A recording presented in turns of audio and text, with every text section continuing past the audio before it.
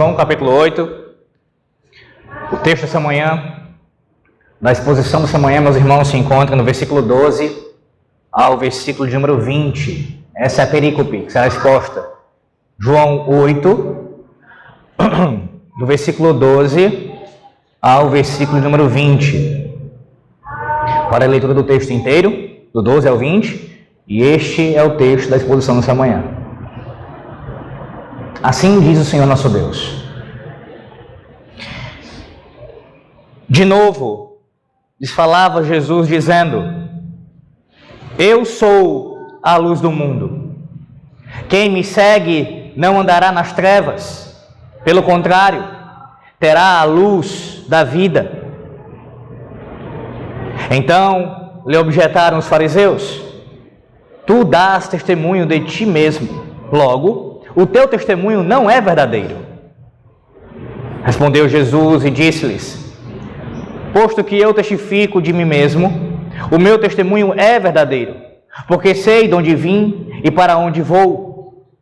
Mas vós não sabeis de onde venho, nem para onde vou. Vós julgais segundo a carne, eu a ninguém julgo. Se eu julgo, o meu juízo é verdadeiro, porque não sou eu só, porém eu e aquele que me enviou. Também na vossa lei está escrito que o testemunho de duas pessoas é verdadeiro. Eu testifico de mim mesmo, e o Pai que me enviou também testifica de mim. Então eles lhe perguntaram: Onde está teu Pai? Respondeu Jesus: Não me conheceis a mim nem a meu Pai. Se conhecesseis a mim, também conheceríeis o meu Pai. Proferiu ele estas palavras no lugar do gasofilácio, quando ensinava no templo, e ninguém o prendeu, porque não era ainda chegada a sua hora. Amém. Oremos mais uma vez. Senhor Deus, ilumina nossos corações, ilumina, Senhor, nossas mentes, ilumina, ó Deus, nossas vidas, pela Tua palavra nessa manhã. Que haja discernimento espiritual, que haja compreensão desse texto, ó Deus, que haja não apenas o conhecimento da passagem, mas, ó Deus, a aplicação em nossas vidas. Que o Teu Santo Espírito nos conduza a abraçarmos essa verdade e a seguirmos ao Senhor Jesus Cristo com inteireza de coração, com toda a convicção de fé. Ó Deus, ajuda o Teu povo, homens, mulheres e crianças que aqui se reúnem nessa manhã, que estão aqui atendendo a Tua santa convocação e agora anseiam por ouvir o Senhor falar aos seus corações. Portanto, ó Deus, que a luz do mundo, ela brilhe ainda mais forte nessa manhã em nossas vidas. Para a glória do Teu nome oramos. Em nome do Senhor Jesus Cristo. Amém. Como é que você prova ser quem você é? Como é que você prova isso? Eu imagino que uma das maneiras de você fazer isso seria usando seus documentos, sua identidade, seu CPF, claro, um documento ali com foto para provar quem você é. Meu nome é esse, eu nasci nesse lugar, essa é a minha identidade. E até mesmo você, para provar quem você é, deve, em alguma circunstância, utilizar-se de testemunha, de pessoas que possam testificar quem de fato você é, para assim corroborar com o seu testemunho, provando a sua identidade. Meus irmãos, dependendo da situação, é perfeitamente razoável a exigência de provas, de se pedir provas para que alguém possa ali testificar se ela está de fato falando a verdade acerca de si mesma. Um exemplo disso é o que a Polícia Federal faz com relação à entrada de alguém em nosso país. É necessário que haja uma documentação, uma identificação para comprovar se a pessoa é de fato quem ela diz ser. Mas eu pergunto a você nessa manhã, e quando se trata da identidade do Messias? E quando se trata da identidade daquele que Deus enviou a esse mundo? Como é que ele prova? Como é que o Senhor Jesus Cristo pode provar que de fato Ele é a luz do mundo? Será que Ele teria que ter um documento escrito Messias, identificando ali por meio desse documento? Será que nesse texto que lemos essa manhã e agora será exposto, essa turba, essa multidão, esses homens aqui, eles estão de fato interessados nessas provas? Eles querem mesmo isso? Será que ele, o Messias, ele vai ser reconhecido como, de fato, a luz do mundo? Essas são algumas considerações das quais nós iremos ponderar nessa manhã, meus irmãos. O texto aqui que está diante de nós, ele traz todas essas verdades acerca da realidade daquele que diz ser a luz do mundo. Sim, ele afirma isso. Ele começa já o versículo 12 afirmando isso, dizendo ser a luz do mundo.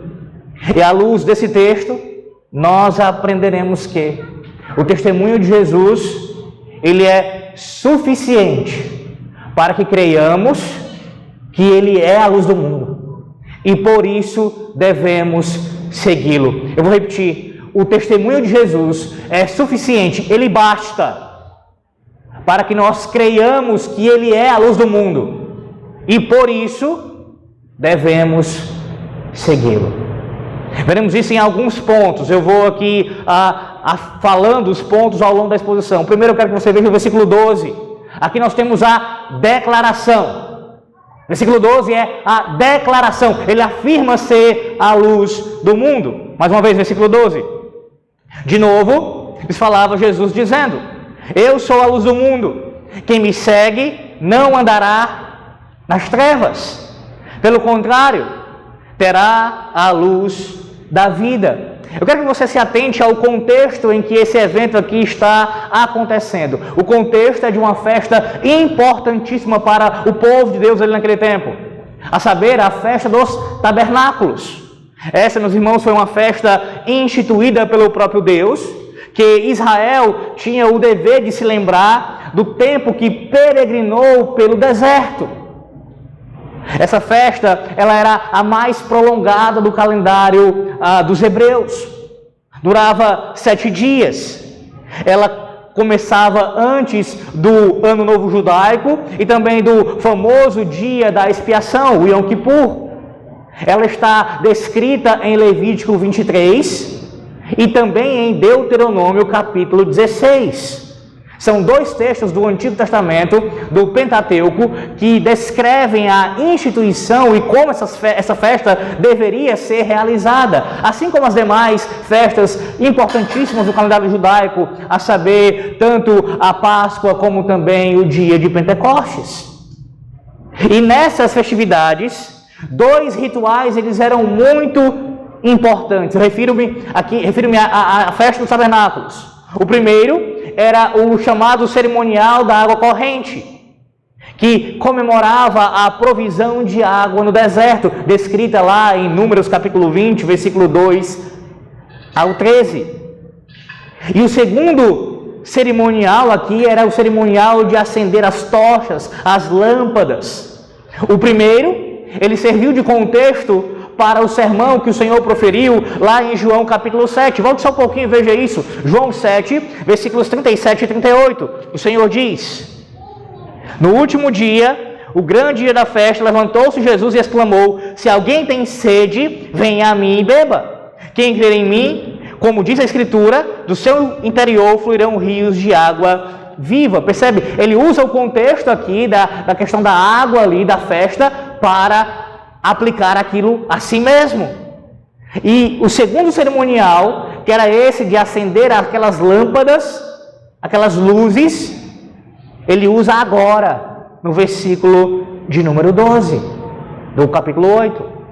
Alguns historiadores dizem que no pátio das mulheres, o pátio das mulheres era uma parte ali do templo, havia 4 grandes candelabros, que eram acesos, cada um com suas 4 grandes lâmpadas cheias de óleo, o fogo ali bastante grande, 4 candelabros, com 4 vasos cheios de óleo, 16 lâmpadas grandes que iluminavam todo aquele templo. Um escritor antigo judaico, ele diz que acerca dessa festa, ele comenta o seguinte: aquele que não viu a alegria que se dava ali, perto do lugar de retirar a água, ainda não viu a alegria dessa vida. Essa percepção que o povo tinha acerca dessa festa. E é nesse contexto. O Senhor está no meio dessa festa, vendo as pessoas participando desse cerimonial, que foi instituído, repito, pelo próprio Deus, e nesse contexto ele afirma: eu sou a luz do mundo. Eu sou a luz do mundo.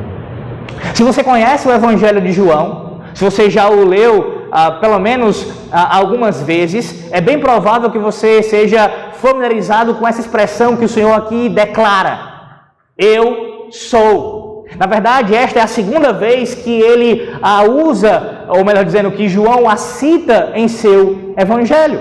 A primeira ocorre lá em João capítulo 6, versículos 35, 41, 48, 51, lá no capítulo 6. Jesus diz: eu sou o pão da vida. Aqui é a segunda vez, como eu disse, no versículo 12 ele diz que é a luz do mundo. Já em João capítulo 10, versículos 7 e 9, ele afirma: eu sou a porta das ovelhas.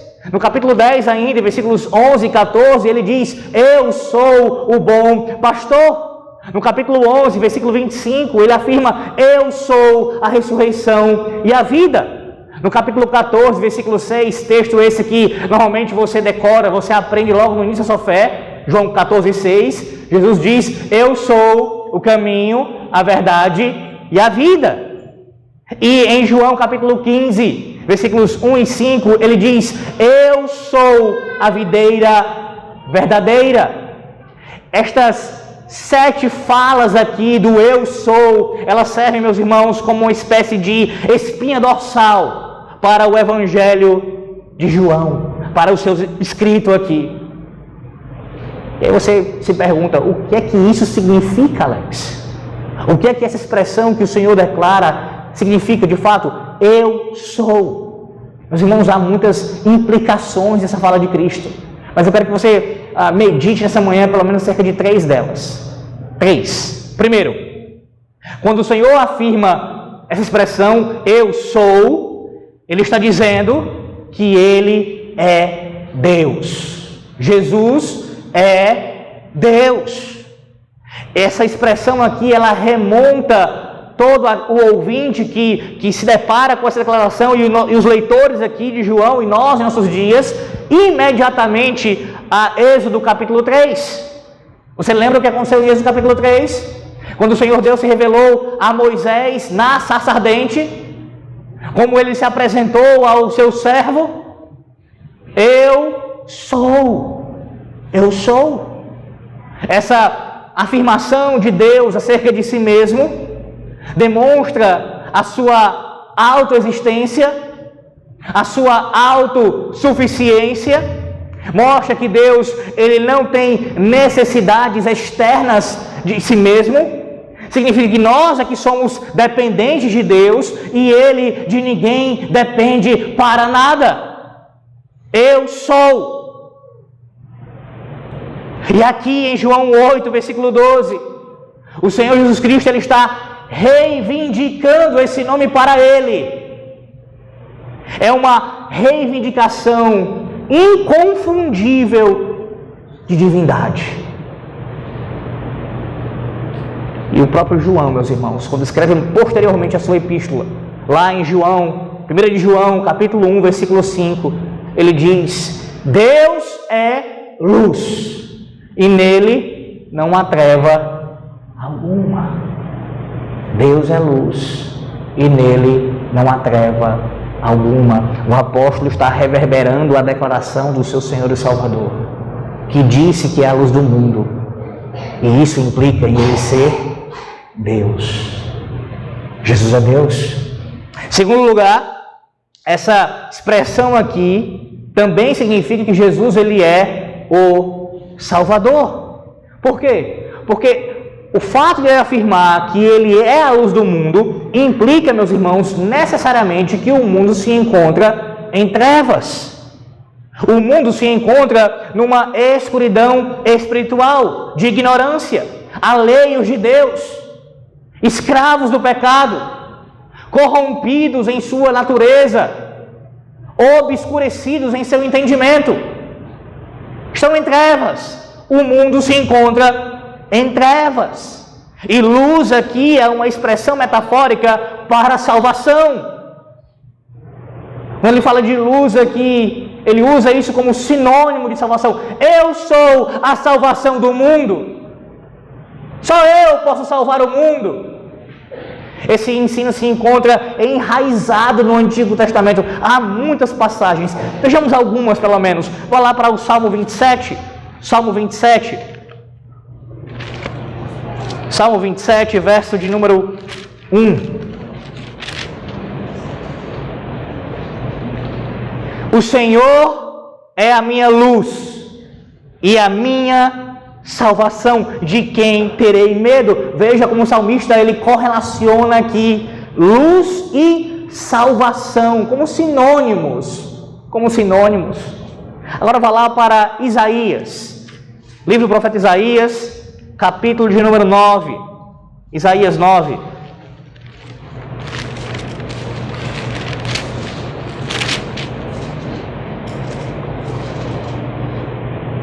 Versículos 1 e 2. Mas para a terra que estava aflita não continuará a obscuridade.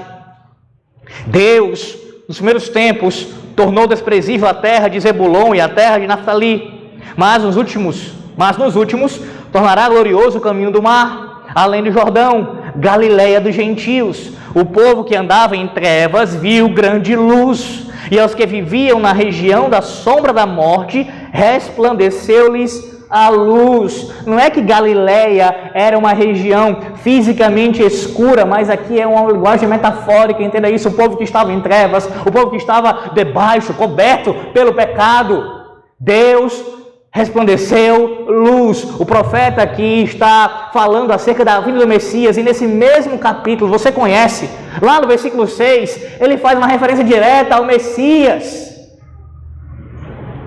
o príncipe da paz, que viria e já veio, a luz do mundo. A luz do mundo. Olha, meus irmãos, o que o Senhor está fazendo aqui no versículo 12 é pegando todo esse ensino do Antigo Testamento e aplicando a ele. Tem dois exemplos, há vários aqui do Antigo Testamento que falam sobre Deus ser luz e de que aquele que viria para salvar o seu povo, o Messias, é a luz. Ele pega as profecias, ele pega esses textos e aplica a ele mesmo. Agora volte só um pouquinho para João, capítulo 1, e veja isso no próprio Evangelho de João também, em outras partes. João 1, versículo de número 4. A vida estava nele, e a vida era a luz dos homens. Versículo 7. Este veio como testemunha para que testificasse a respeito da luz, a fim de todos virem a crer por intermédio dele. Ele não era a luz, falando aqui acerca de João Batista, mas veio para que testificasse da luz, a saber, a verdadeira luz, que vinda ao mundo ilumina a todo o homem. Percebe?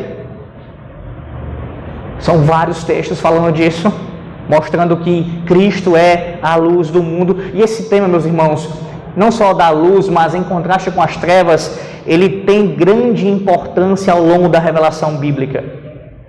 Você vê, por exemplo, ali o contexto de Isaías 9 falando de trevas, o contraste entre luz e trevas, e isso acontece várias vezes em toda a revelação. Luz e trevas como símbolos de tanto salvação como de condenação. Você quer ver um exemplo disso? Nos pactos, por exemplo, na administração do pacto da graça. Lembra de Adão e Eva? O texto mostra que eles pecam e na viração do dia, essa ideia é presente no texto, lá em Gênesis capítulo 3, de luz e trevas, num contexto, num pano de fundo, na viração do dia é quando o Senhor Deus vai ter com eles, e ali anuncia tanto as más notícias, como as boas notícias. Você pode ver isso, por exemplo, lembre-se do pacto que Deus fez com Noé. É justamente um símbolo de luz que mostra esse pacto.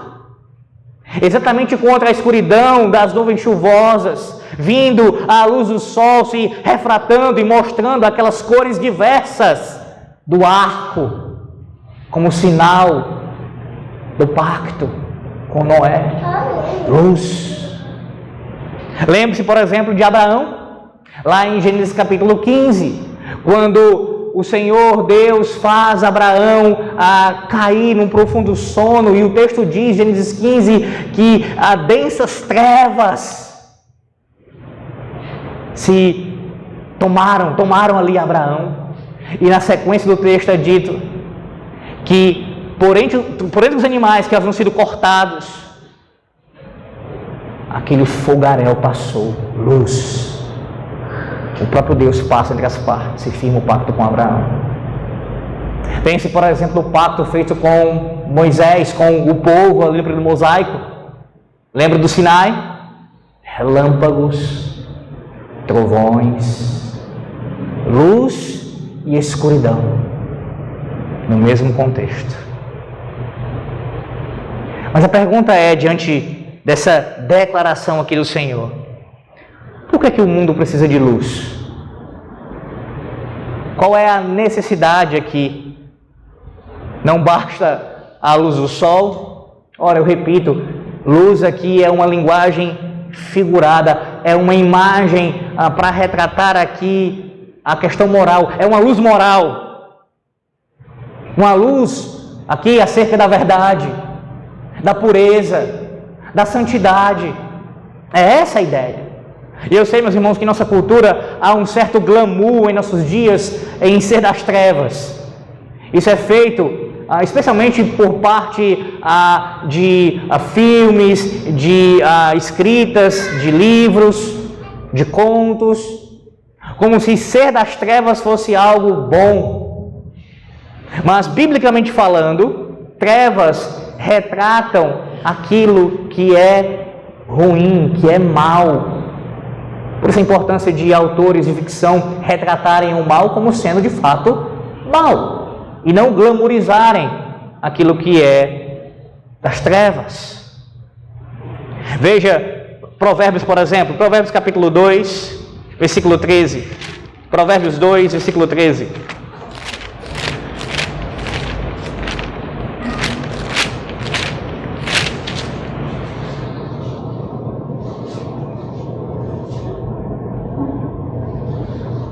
A partir do versículo 11. 2, do versículo 11 ao 13. O bom siso te guardará, e a inteligência te conservará, para te livrar do caminho do mal e do homem que diz coisas perversas. Versículo 13. Dos que deixam as veredas da retidão, para andarem pelos caminhos das trevas. Porque amar as trevas é necessariamente se rebelar contra Deus. Por isso esse contraste entre luz e trevas. Quem anda nas trevas anda contra Deus, que é luz. O mundo, meus irmãos, ele é escuro, perdido, sem direção, sem a luz de Deus guiando os seus passos. Eles se escondem no pecado e na escuridão. Mas o Senhor declara nessa manhã: eu sou a luz do mundo. Eu sou o Salvador. Terceiro lugar, essa fala do Senhor também mostra que Ele, como luz do mundo, é o juiz. Ele é o juiz. Veja isso em João capítulo 3.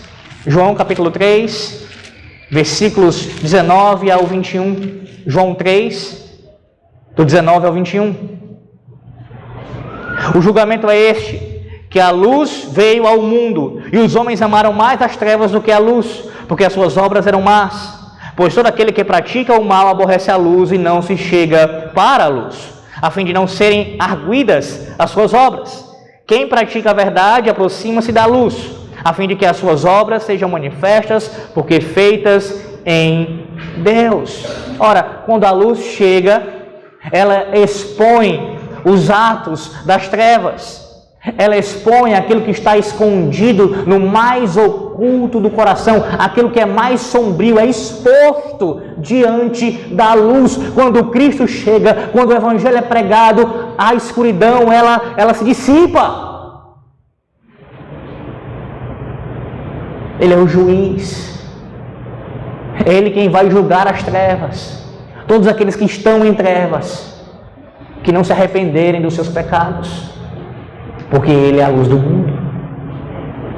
Meus irmãos, quão tolo foi aquele que nomeou o movimento, o famoso movimento de iluminismo. Um movimento filosófico e científico. Como se, fugindo dessa luz da revelação, o homem pudesse encontrar mais luz. Que movimento desgraçado, porque o movimento foi contrário à luz, foi em direção à escuridão. E aí perceba o contraste entre esse movimento iluminista, que se apartou da revelação, da luz divina, em comparação com o movimento da reforma protestante. Após as trevas, luz. Você entende o peso dessa fala nessa manhã? Você entende o peso dessa fala de Cristo aqui dessa manhã? Considerando esses três aspectos, pelo menos, que eu mencionei: que Ele é Deus, que Ele é Salvador, que Ele é juiz. E pense aqui, nessa fala sendo dita naquele contexto, para aqueles homens, diante daqueles homens religiosos. E Ele está falando isso acerca de si mesmo. Entenda isso: eu sou a luz do mundo. Qualquer pessoa que você ouvisse com uma declaração semelhante, a tendência é de você afirmar que essa pessoa, ela é uma pessoa arrogante, soberba. Ou então até mesmo dizer, só pode ser um maluco.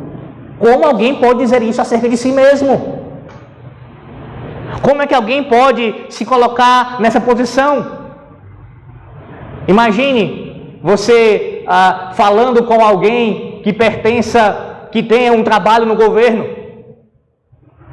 e ela faz um bom trabalho, presta um bom serviço, e aí você faz ali algum tipo de elogio, algum tipo de consideração sobre o seu trabalho, e a pessoa diz para você: fulano, eu sou o governo. Como é que você vai reagir a isso? Depende. Alguns, quando ouviram há pouco tempo alguém dizer: eu sou a Constituição desse país, saindo da boca do presidente, bateram palmas para isso, por serem idólatras. Porque quando um homem fala isso, um mero mortal fala isso acerca de si mesmo, de fato é idolatria. Mas não é o caso aqui. Quem está afirmando tal coisa não é apenas um homem, é o Deus encarnado. Observe também que ele não diz que ele é uma luz. Não é aqui algo indefinido, mas ele define de forma bem clara a questão: eu sou a luz do mundo. Não há espaço aqui para achar que Jesus ele é mais um ser iluminado, ele é mais um homem iluminado da história, comparando aí a outras personalidades. Não, eu não sou uma luz, eu não sou mais um, eu sou a luz do mundo. Por isso é daquele que vem com aquele argumento aquele tipo de fala elogiosa acerca de Jesus: ele foi um bom homem, ele foi alguém iluminado. Essa pessoa nada mais está fazendo do que rejeitar o Evangelho. Porque você não pode colocá-lo na mesma categoria que qualquer outro homem da face da terra. Nenhum. Ele não é mais um. Ele é a luz. A luz. Comentando esse texto, o teólogo William Hendrickson diz o seguinte: esse segundo eu sou, que Jesus diz aqui, é semelhante ao primeiro em estrutura gramatical, quando ele fala que é o pão da vida. Portanto, também neste caso, o sujeito e o predicado, este precedido aqui pelo artigo, eles são permutáveis. Ou seja, tanto você pode afirmar que Jesus ele é a luz do mundo, quanto a luz do mundo é Jesus. Ele é em pessoa a luz, ele. E aqui o comentarista enfatiza, ele e ninguém mais é essa luz. Porque é somente nele e por meio dele que os gloriosos atributos de Deus brilham do modo mais resplandecente no meio do mundo. Há uma declaração exclusiva aqui. Exclusiva. Somente ele é essa luz. Somente ele. Além disso, observe que ele é a luz do mundo. Nunca, na história da revelação, a vinda do Messias foi prometida somente a Israel, ao Israel étnico. As profecias davam conta, Isaías faz isso várias vezes, dentro dos profetas, os salmos, que o Messias viria para o mundo. Ele é um grande salvador, tão grande que ele não salva apenas uma região, apenas um povo, apenas ali, um povo étnico, me refiro a isso, apenas uma etnia. Não, ele salva a todos. A todos, toda a terra, todo o mundo é salvo por Cristo. Todos aqueles que lhe pertencem, todos aqueles que Deus elegeu e predestinou. É a luz do mundo.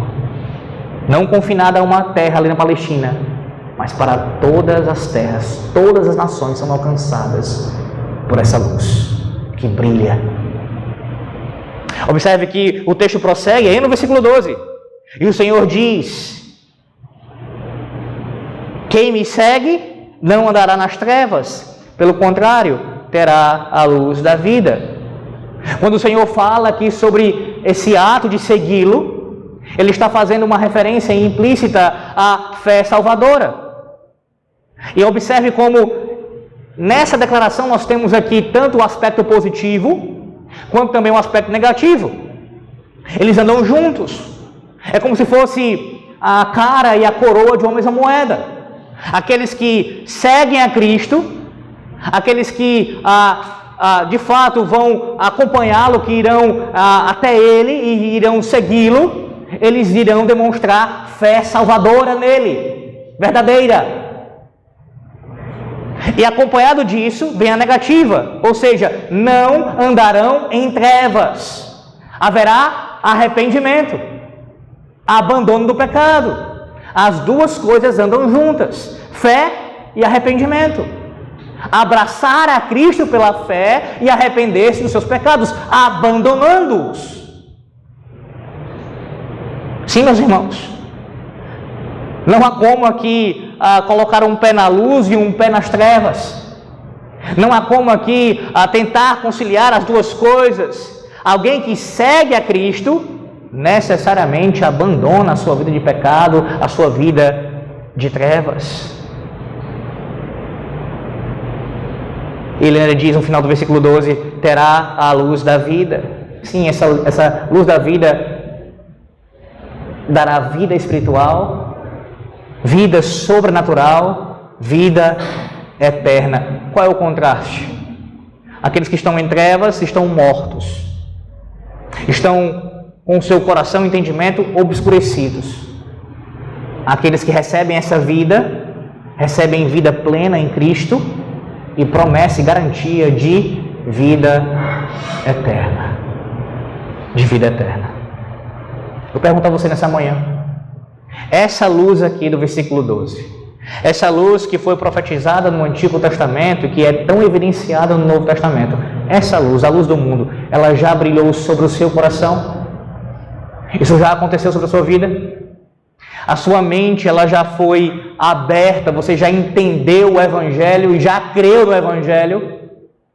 As trevas já foram dissipadas da sua vida. Você pode afirmar categoricamente essa manhã que você segue a Jesus, que você abandonou sua vida de pecado e que agora você anda na luz e seguindo a luz, fazendo a sua vontade, obedecendo seus mandamentos, abraçando-o inteiramente pela fé. Não faltam aqueles que admirem a luz, mas não seguem a Cristo. Eles conseguem enxergar a beleza na luz, a consideram resplandecente, veem ali seus aspectos de beleza, de moralidade até, elogiam, mas não seguem a luz. Não seguem a luz. Não é suficiente você ficar admirado com a luz. O texto diz claramente, Jesus diz que você precisa segui-lo, precisa fazer a sua vontade. A fé verdadeira, meus irmãos, ela vai se provar como verdadeira seguindo ao seu mestre, seguindo ao seu Senhor. Sabe aqueles filmes onde sempre de ação normalmente acontece isso? Uma pessoa bem agoniada corre, entra dentro de um táxi, né, de um carro, e fala para o motorista: siga aquele carro, não pare, não o perca de vista, acompanhe-o até o seu destino, siga aquele carro, de forma desesperada. Semelhantemente, temos que ser nós com relação a Cristo. Siga Cristo, ande nos passos de Cristo, siga a luz. Seja qual for os caminhos que ela for te conduzir, seja quais forem os perigos que você enfrentar nesse caminho, continue seguindo a luz. E mais uma vez aqui, ainda no versículo 12, que nós temos diante de nós, além desse pano de fundo dos tabernáculos, é uma outra imagem do Êxodo. E qual é a imagem? O que foi que o Senhor Deus fez com aquele povo quando o tirou do Egito? Ele os conduziu pelo deserto através de uma coluna de fogo e uma coluna de nuvem. A coluna de fogo iluminava o caminho durante a noite. A própria presença do Altíssimo no meio do seu povo, conduzindo por essa peregrinação no deserto, até levá-los à terra prometida. É exatamente isso que o Senhor Jesus Cristo faz conosco hoje. Ele nos guia. E nós, pela fé, estamos unidos a Ele e seguimos os seus passos, rumo a Canaã celestial. Louvado seja Deus por isso, meus irmãos. Que declaração! Ele não permite que nós andemos a esmo, sem direção, mas nós seguimos de forma clara, muito nítida, a sua vontade e sabemos para onde estamos indo, porque confiamos no nosso Redentor, confiamos na luz do mundo. Mas perceba que, além da declaração aqui de Jesus, no versículo 12, o texto também mostra, em segundo lugar, a oposição. Versículo 13, a oposição por parte dos fariseus. Diz assim no versículo 13: então lhe objetaram os fariseus: tu dás testemunho de ti mesmo, logo o teu testemunho não é verdadeiro.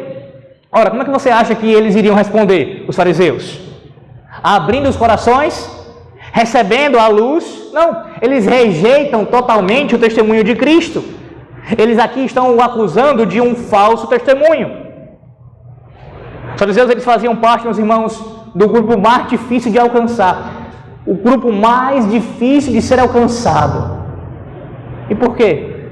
Ora, porque para alguém ser salvo, é necessário que essa pessoa entenda que ela está perdida. Para alguém se arrepender dos seus pecados e confessar a Cristo como Senhor e Salvador e segui-lo, abraçar essa luz, ela precisa reconhecer a sua condição de morte, de escuridão. necessidade de salvação. Como é que alguém poderia se converter se não se considerava alguém perdido? Os fariseus, meus irmãos, na concepção deles, eram bons demais para serem salvos. Você não conhece alguém assim, não? Talvez um familiar, algum conhecido seu? Que você fala para ele de salvação e ele, você é salvo de quê? Do que eu preciso ser salvo?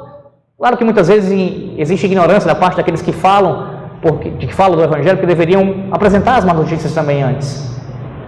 Mas independente disso, mesmo quando você apresenta a condição da pessoa de pecado, de morte, sem Deus, ela questiona, mas eu não preciso ser salvo, porque ela tem uma autoconsideração acerca de si mesma, que eu não sou um bandido, eu não faço mal a ninguém, eu sou um trabalhador honesto, e assim por diante, vai usando esses subterfúgios para dizer, eu preciso ser salvo do quê? Pessoas assim se encontram nessa categoria dos fariseus, a categoria mais difícil de ser salvo, porque não reconhece a necessidade de ser salvo.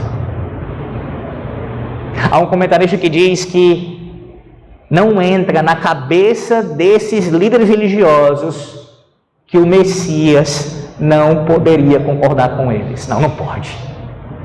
O Messias, ele não iria discordar da gente. Nós somos os mais instruídos, os mais capacitados na lei. Nós somos os mais santos da nação de Israel. Quem é como nós? Quem? O Messias vindo não vai discordar do nosso ensino, não vai discordar da nossa prática, não vai se opor a nós. Na cabeça deles estava isso. E não é assim que você muitas vezes age? Quando o Messias discorda de você? Quando você se depara com um texto bíblico onde a fala de Cristo ela se opõe à sua prática, ao seu entendimento, à sua conduta, e aí você discorda de Cristo, talvez reinterpretando o texto, tentando adequar a sua fala a um molde que se encaixe melhor na sua condição, na sua percepção. Não é assim que você faz muitas vezes? No lugar de se curvar à sua vontade revelada e dizer, Senhor, Tu és o Senhor, eu sou o Teu escravo, faz e cumpre a Tua vontade sobre mim. Não permita que eu seja como os fariseus, não permita que eu haja como eles, que se opuseram a Ti, discordaram de Ti, mas que eu siga a Tua vontade. Somos nós, meus irmãos, que precisamos nos curvar e nos conformar à vontade dEle, e não o contrário. Observe que o que está acontecendo no versículo 13 aqui é um retorno a um tema já discutido antes, aqui no Evangelho de João. A ideia de quem tem autoridade, quem é que tem autoridade para dizer estas coisas?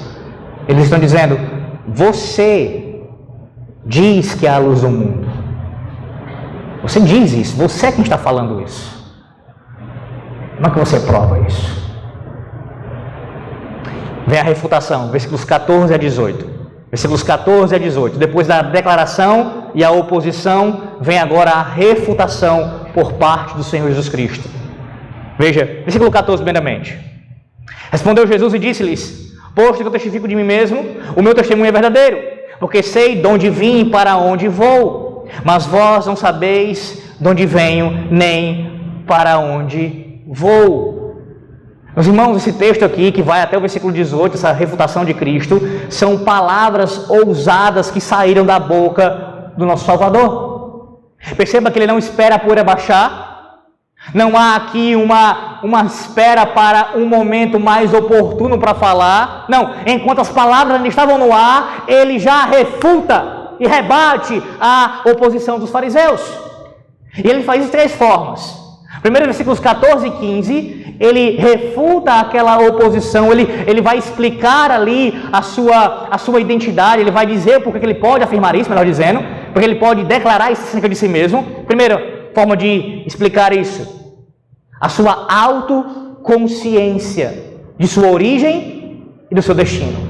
Vou repetir, a autoconsciência de Jesus acerca da sua origem e também do seu destino. Versículos 14 e 15 evidenciam isso. Isso serve como prova do seu testemunho. Ele está dizendo o seguinte, versículo 14: vocês chegaram a uma conclusão errada sobre mim. O que eu disse é válido e também é correto. Nesse versículo aqui, meus irmãos, nós vemos que Jesus estava plenamente consciente de si mesmo. Ele sabia quem era. Ele sabia de sua divindade, de sua missão, de sua origem, de seu destino. Ele sabia exatamente quem ele era. Jamais admita esse tipo de fala por parte de teólogo algum em afirmar, em questionar a autoconsciência de Jesus sobre sua divindade, sobre sua messianidade. Isso é claro nos evangelhos. Ele sabia quem ele era. E o ponto aqui do Senhor Jesus Cristo dizer tudo isso é o seguinte: o fato de eu ser de origem divina, essa ser a minha identidade, isso serve como testemunho, como prova do meu testemunho. O Senhor Jesus Cristo não é como um de nós. Entenda, é claro que ele é no sentido da sua natureza humana, perfeitamente homem. Eu digo, ele não é apenas homem. Ele é Deus homem. E na condição de Deus homem, como Deus homem, isso, sendo Deus que ele é, prova a sua fala.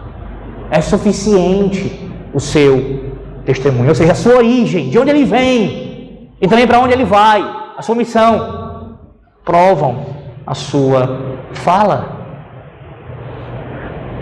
E perceba como é que eles mostram aqui, ou melhor dizendo, como o Senhor mostra a ignorância daqueles homens que eram tinham uma concepção tão elevada de si mesmo acerca do seu conhecimento, mas ele mostra que o Senhor, a ignorância deles sobre a sua origem e o seu destino. Eles não sabiam. Versículo 14 e 15. Respondeu Jesus e disse-lhe: posto que testifico de mim mesmo, o meu testemunho é verdadeiro, porque sei de onde vim e para onde vou, mas vós não sabeis onde venho nem para onde vou. Vocês não sabem, vocês são ignorantes, não sabem minha origem, não sabem meu destino. Ignorantes. Eu pergunto a você nessa manhã: como é que você testifica que a luz está acesa? Prova que a luz está acesa. Prova. Não é auto-evidente, não. O problema, meus irmãos, não era falta de prova, mas o que já foi descrito lá em João capítulo 3. Eles amaram mais as trevas do que a luz. Esse é o problema, não faltava evidência. Faltava evidência. Pelo contrário, haviam muitas. Quantas pessoas em nossos dias não alegam falta de evidências para crer em Jesus Cristo? Falam, mas se isso acontecer, se eu ver isso, se eu ver aquilo outro. Isso me lembra de forma imediata a Lucas capítulo 16. Você lembra de Lucas 16? Naquele contexto ali no seio de Abraão. O rico pede para que alguém seja enviado. Lembra disso?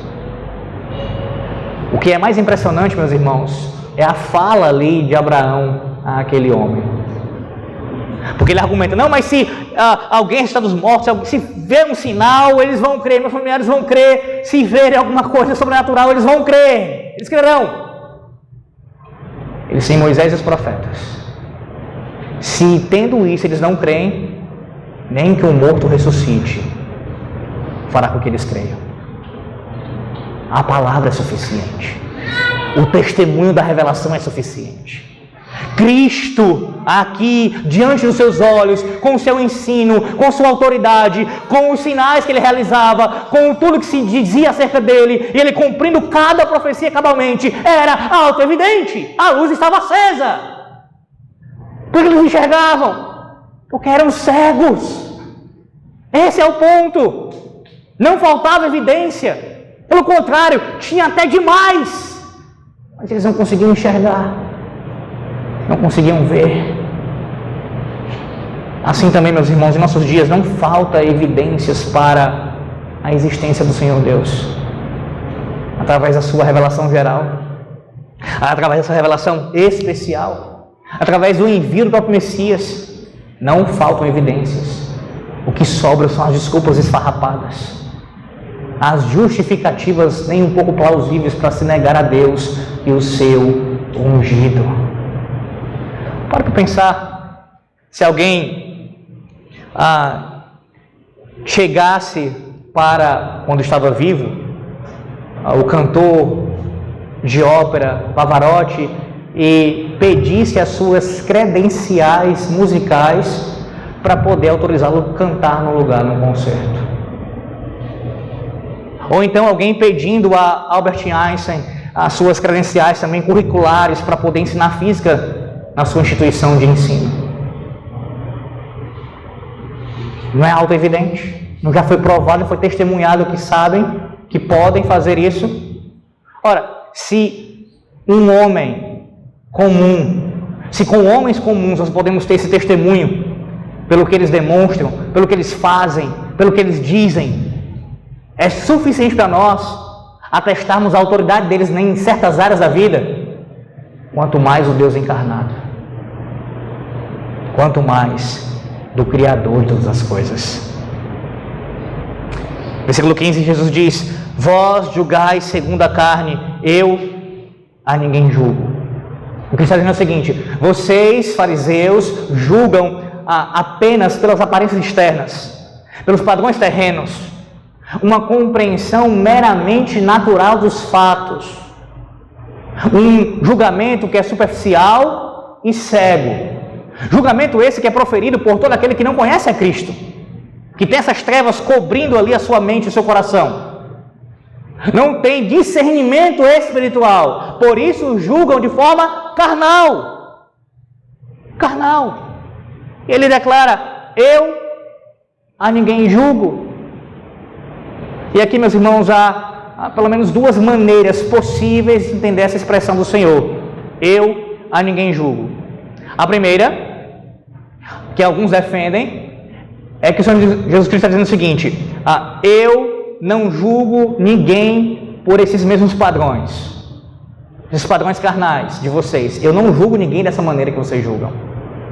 E isso é uma verdade, mesmo que não seja a interpretação desse texto, mas isso é uma verdade. O Senhor não faz isso. Mas há um segundo entendimento, e eu creio ser aqui o correto para o que o Senhor está dizendo aqui. Eu não estou julgando ninguém ainda, nesse momento. Eu não estou julgando ninguém agora. E isso está em pleno acordo com o que é dito lá em João 3,17. Fala para João 3,17. Rapidamente, João 3,17. Porquanto Deus enviou o seu Filho ao mundo, não para que julgasse o mundo, mas para que o mundo fosse salvo por ele. Lá em João capítulo 5, versículo 22, é dito que o Senhor, ele julgará todas as coisas, em João 5, 22. Mas veja que em João 3,17, é dito que Cristo não foi enviado para julgar. E aí você fica: mas como entender isso, Alex? Olha, entenda. Lembre-se que o Senhor Jesus Cristo, a sua vinda, ela acontece, ela é profetizada no Antigo Testamento em duas partes. Não são duas partes que ainda virão, não. A primeira já aconteceu, a segunda ainda irá acontecer. A primeira vinda de salvação, para executar a sua obra de redenção. A segunda vinda do Senhor Salvador é para julgar o mundo. Então esse é o entendimento, creio eu, do que Cristo está dizendo aqui, em concordância com o próprio Evangelho de João e com a revelação bíblica como um todo. Eu não julgo ninguém ainda. Nesse momento não. Agora medite na profundidade dessa declaração. O que ele está dizendo para os fariseus, meus irmãos, implicitamente é uma palavra de esperança, de graça aqui. Por quê? Eu não estou julgando. Eu estou aqui dando a vocês e a todos uma oportunidade de salvação, se vocês vierem a mim. Ouçam o que eu estou falando. Ouçam o que eu estou declarando. Eu sou a luz do mundo, venham a mim, e vocês serão salvos. Ainda não é o tempo do julgamento, é tempo de salvação. E o Senhor nos lembra essa manhã a mesma coisa. Será que você se encontra nesse estado aqui, desses homens, que ouviu o Evangelho já várias e várias vezes, mas ainda não foi até a luz, ainda não foi até essa salvação ainda não foi alcançada pelo Senhor? Cristo lhe lembra essa manhã: hoje, no meu santo dia, o dia que eu ressuscitei dos mortos, é dia de salvação. Arrependa-se dos seus pecados. Creia em mim. E você não será julgado. Não será julgado no sentido, não será condenado com o mundo. Versículo 16 agora, veja a segunda maneira de refutar os fariseus agora que o Senhor usa. Ele utiliza como argumento a íntima relação entre o pai e o filho. Versículo 16. A íntima relação entre o pai e o filho serve como base dessa refutação aqui. Ele diz: se eu julgo, o meu juízo é verdadeiro, porque não sou eu só, porém eu e aquele que me enviou. Ou seja, mesmo que eu não julgue ainda, o meu julgamento é verdadeiro. Ele é contrário, o contrário de vocês, que é falso, que é superficial, que é cego, que é injusto. E além disso, eu não julgo sozinho. O Pai e eu estamos nesse julgamento, estamos unidos, falamos uma só voz. Essa fala do Senhor aqui, meus irmãos, ela mais uma vez reivindica divindade. Ele se coloca na mesma categoria, na mesma natureza que o Pai, divina. E isso serve também. Ele não está só, ele julga com o Pai. Em terceiro lugar, versículos 17 e 18, o testemunho agora harmonioso. E veja, esse testemunho harmonioso do Pai e do Filho serve aqui como a explicação, a prova da sua declaração. Mas veja essa harmonia, especialmente na própria revelação, na própria lei. 17 e 18. Também na vossa lei está escrito que o testemunho de duas pessoas é verdadeiro. Eu testifico de mim mesmo, e o Pai que me enviou também testifica de mim.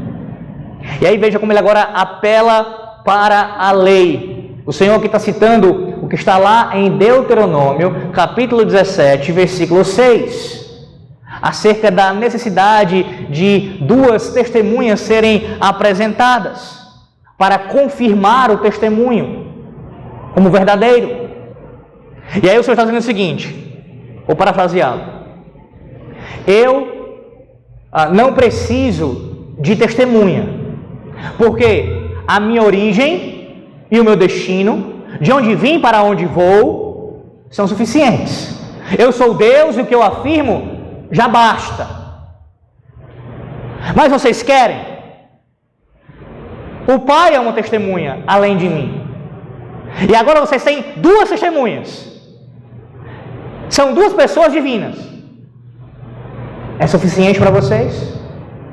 Eu cumpro fielmente o critério da lei de vocês. Ele que legislou, que ele que deu a lei. Eu cumpro esse critério da lei de vocês? Percebe? Mesmo sem ser necessário, ele ainda faz isso. Ele mostra que, mesmo, eu vou mostrar para vocês como eu estou cumprindo cabalmente o critério. Ora, meus irmãos, o testemunho de Deus, ele é suficiente. Não precisa de mais nenhuma testemunha. Quando Deus fala, está certo. Sempre está certo. Quarto lugar, versículo 19, a condenação agora. Depois de vermos a declaração, a oposição, a refutação, a oposição, agora vem o versículo 19 com a condenação. Na verdade, a condenação vem na segunda parte. A primeira parte, eles ainda estão tentando aqui se opor a Cristo. Versículo 19 diz: então eles lhe perguntaram: onde está seu pai? Onde está teu pai? Respondeu Jesus: não me conheceis a mim nem a meu pai. Se conhecesseis a mim, também conhecereis meu pai. Observe como eles continuam pensando em termos meramente terrenos.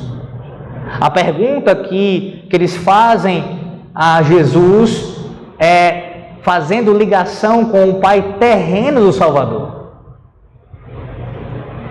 Essa é a mente do homem pecador, do homem ainda morto em pecados. Ele só pensa de forma natural, de forma terrena. E não apenas isso, eles estão aqui indagando acerca do Pai do Senhor Jesus Cristo, o Pai terreno dele, com o intuito de tirar o crédito do testemunho de Cristo. Porque corria ali, meus irmãos, naquele período que Jesus ele era um filho fora do casamento. E aí ele não tinha a legitimidade, nesse sentido, não teria para poder falar o que ele estava falando. Ora, você é um bastardo. Vocês percebem a blasfêmia aqui acontecendo? Cadê teu pai? Não é uma pergunta sincera querendo entender o que Jesus está falando. É um ataque. É uma ofensa. É uma calúnia. Eles estavam tentando tirar o crédito da fala do Senhor, mas observe como o Senhor ele se mantém firme. Ele se ancora na própria verdade. E aí ele diz na sequência do versículo 19: se vocês me conhecessem, conheceriam o meu Pai. O que o Senhor está falando é o seguinte: vocês são incrédulos. Vocês não me conhecem e vocês não conhecem a Deus, porque vocês não creem de fato. Vocês são incrédulos. Não há relacionamento entre vocês e Deus. Não há relacionamento porque vocês não têm relacionamento comigo. Imagine um fariseu escutar isso. Algo que para um judeu de forma geral seria algo absurdo ouvir alguém afirmar que ele não conhece a Deus. Imagine um fariseu ouvir isso. Você não conhece a Deus. Você não conhece a Deus. E por quê? Porque não existe relacionamento com Deus fora de Cristo. É impossível. Pense nas inúmeras religiões, falsas religiões, nas seitas que falam de Deus, que muitas delas usam o nome de Deus, usam a Bíblia, falam até do nome de Jesus, mas não há uma relação, uma comunhão com Deus por meio de Cristo. Portanto, não são nossos irmãos. Não são meus irmãos. Por quê? Porque não há relacionamento com Deus a parte de Cristo. O Senhor, Ele é um evangelista de fala franca. Para Ele é preto no branco. Ele fala de maneira muito direta sobre o céu e sobre o inferno, sobre a salvação e sobre a condenação. Na pregação de Cristo não há espaço para ficar em cima do muro. Ele não fica em cima do muro. Ele diz para eles: vocês são incrédulos. Esse é o problema. E assim pronuncia uma condenação sobre eles. Porque se vocês não creem, não há esperança para vocês. Que nós aprendemos, meus irmãos, essa manhã com o nosso Senhor a como evangelizar mais uma vez. Ele está nos dando aqui, mais uma vez, uma aula, um ensino acerca disso. Pare de querer amaciar a mensagem. Pare de querer amenizá-la. Pare de querer fazer com que o incrédulo não se ofenda com o Evangelho. Pare com isso se você ainda o faz. Não, isso não quer dizer você ser arrogante, você usar uma linguagem torpe, muito menos. É claro que não. Não é você usar para esmagar e ver a pessoa chorar e se vangloriar disso. Não, não é isso. Mas é não mudar o conteúdo, não amenizá-lo, não tentar agradar. Faça isso, não faça isso. Você prega o Evangelho fielmente. Anuncia e fala para ele: é assim, se você não crer, se você não confessar do Senhor, se você não se arrepender, esse é o seu caminho, condenação. Porque você ainda não crê. Em quinto lugar, no versículo 20, a conclusão do texto. Proferiu ele estas palavras no lugar do gasofilácio, quando ensinava no templo, e ninguém o prendeu, porque não era ainda chegada a sua hora. A história termina com João dando aqui a localização precisa de onde tudo isso aconteceu, meus irmãos. Ocorreu ali numa parte do templo que tinha uns objetos grandes, uma espécie de cofres em forma de trombetas, que eram usados para coletar ofertas para várias causas. Devido a isso, esse local era chamado muitas vezes por alguns de tesouro, local do tesouro. E foi ali, ensinando nas proximidades do salão que era usado pelo Sinédrio, fazer suas reuniões, que o Senhor declarou essa bendita e gloriosa verdade: eu sou a luz do mundo. E ao final dessa perícope, João termina dizendo para nós que Ninguém o prendeu. Ninguém o prendeu. Implicitamente, João está dizendo que já havia a intenção, já havia assim o desejo de isso acontecer, mas isso não aconteceu. E você deveria se perguntar o porquê. Estamos falando aqui de homens influentes da nação, de uma maioria, aqui, se formos usar até apenas o aspecto humano, que poderiam muito bem ali tentar prender Jesus e acabou, resolveu o problema, até matar ali mesmo. Mas por que isso é frisado? Ninguém o prendeu. Ora, por quê? Não havia chegado a sua hora. Meses depois isso aconteceria. Meses depois ele seria preso. Meses depois ele seria julgado. Meses depois ele seria morto. Meses depois ele iria pagar pelo nosso pecado. Mas ainda não. Nesse texto aqui, ainda não.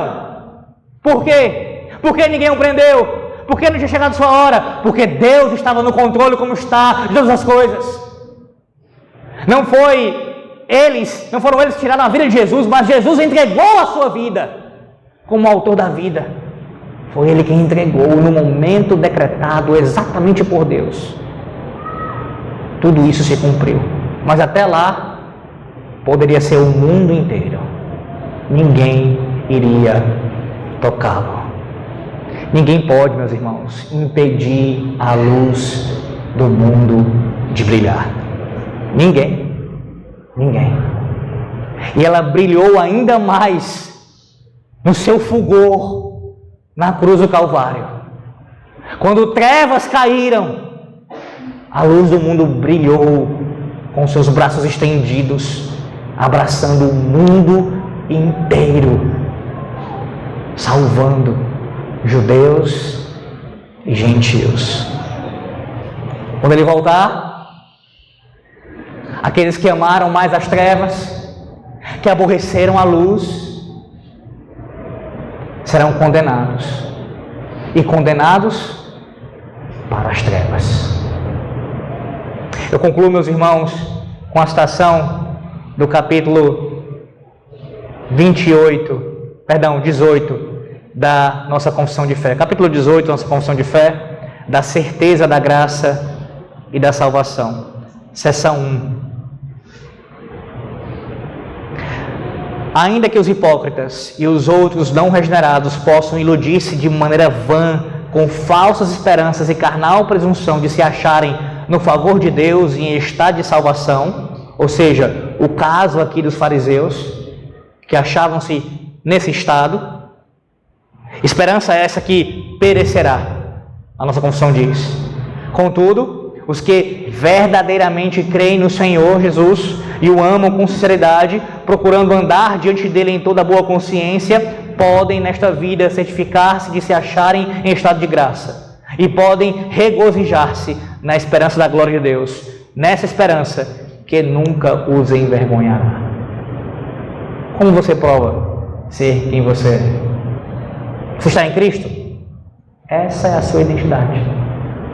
Você é um cristão, um seguidor do Senhor e Salvador Jesus Cristo, um seguidor da luz do mundo, não apenas alguém que a admira, mas alguém que se curva diante dela e a segue para onde ela for. Essa é a certeza da salvação que é lembrada a você nessa manhã. A luz do mundo declara isso a você. Portanto, creia. Amém, meus irmãos. Oremos. Ó Deus bendito, louvado seja o teu nome, que é santo, que é excelso, que é glorioso. Deus único e verdadeiro, luz do mundo, esperança de judeus e gentios, salvação. És tu, Senhor, e somente tu. Não há outro. Não temos outro Senhor, não temos outro Salvador. Nos curvamos diante da presença, ó Deus, esta manhã, no teu santo dia, e te bendizemos pela palavra do Senhor que foi proclamada. E clamamos a Ti, Senhor, que creiamos nisso. Meu Deus, não permita que essa luz que brilha todos os dias sobre nós passe por nós desapercebida. que nossos olhos permaneçam fechados, nossas mentes obscurecidas, os corações endurecidos. Não permita isso, Senhor. Se há alguém ainda nesse estado aqui nessa manhã, quebra o coração de pedra. Ilumina, ó Deus, os olhos. Faz essa luz brilhar sobre nós e que nós amemos o Senhor cada vez mais. Senhor, nos ajuda. Nos ajuda porque nós não somos diferentes daqueles fariseus no sentido de se dependermos de nós mesmos, se confiarmos em nós mesmos. Somos tão pecadores quanto eles, ó Deus. Nós precisamos de Ti. Não são nossas obras, não são nossos méritos. Não temos nenhum diante de Ti. É o Senhor. É o Senhor. Ó Deus, que a Igreja Presbiteriana Betel e todos aqueles que ouvirem essa mensagem, hoje ou em qualquer outro dia, possam, Senhor Deus, crer na luz do Evangelho, da graça de Cristo, que resplandece sobre nossos corações. Oramos com o perdão dos nossos pecados, em nome do Senhor Jesus Cristo, a luz do mundo. Amém.